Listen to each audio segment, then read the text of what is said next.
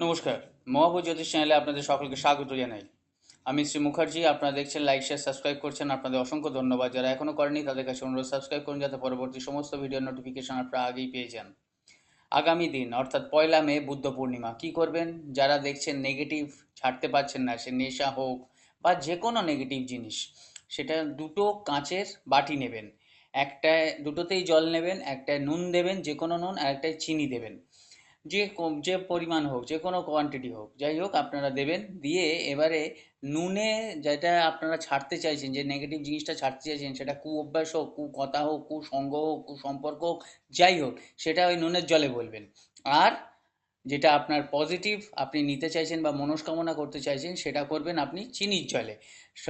সন্ধ্যে 8:30 থেকে 9:30-র মধ্যে পূর্ণিমার আলো যাতে আসছে সেখানে করবেন। এবং 1 ঘন্টার পরে চিনি জলটা খেয়ে নেবেন আর নুন জলটা ফেলে দেবেন। দেখবেন